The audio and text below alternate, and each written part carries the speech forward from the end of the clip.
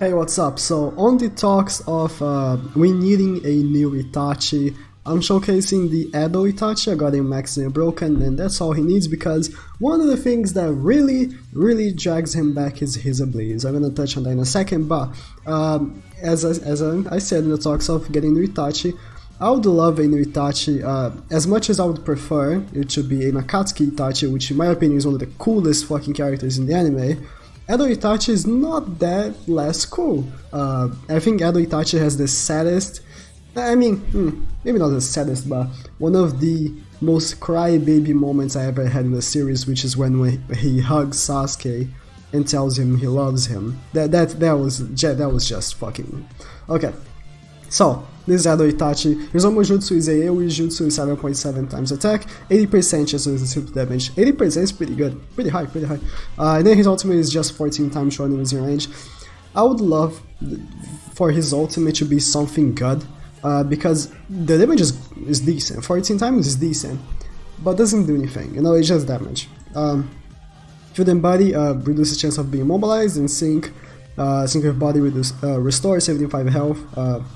Sync with long range, the lowest chance of getting mobilized. So, the reason why he has so many of these reduces chance of mobilization is because he released with the Kabuto Impact Raid. And I hate when units are made for raids. It makes the unit get so kind of like dragged down. It's also one of the things that drags down Nagato a lot, because Nagato was made for the Tsunade raid. But in contrast, we have a unit that was made for a raid, but he is still extremely good. What they did was, instead of giving him abilities that would help on the raid, they just made so the ultimate nullifies everything that the raid throws at him. For example, Jiraiya was made for the Heart Pain raid, and on the Heart Pain raid, the gimmick was that he has a high chance of dodging whenever another pain's with him. So he just ignores dodge. Boom. Boom. That's all he needed, to just ignore dodge. Why does Itachi have something to do with the Kabuto raid? Like sealing jutsu, so Kabuto couldn't immobilize. I don't know, but Itachi is still a pretty decent unit. I remember when he got his limit break, he was decent on PvP. You saw 17k damage. 17k damage is pretty good. It's pretty good damage. Do I have music on? I feel like I do. I never did the full objectives for this raid. When I did this raid on this account, I was still pretty new to the game, so I couldn't do the other ones except body only. So, normal attack, he's long range.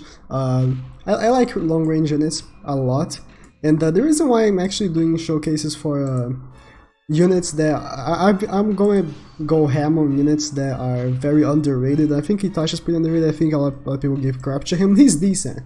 He's not good, but I think a lot of people give too much crap to him. We haven't been getting limit breaks for a while. In the talks of like regular units. The last regular unit that got a limit break was Tobirama, Casey and Minato, and the 7 gate Might guy, which was a while ago. It was before Kage released. So you can imagine that a lot of people maybe wanting to limit break some regular units. And I'm gonna do one tomorrow for either for KCM to Naruto or Bravery Tobirama. It depends on if I manage to get Bravery Tobirama to limit break. I still need to farm the crystals, and KCM Naruto already have limit broken.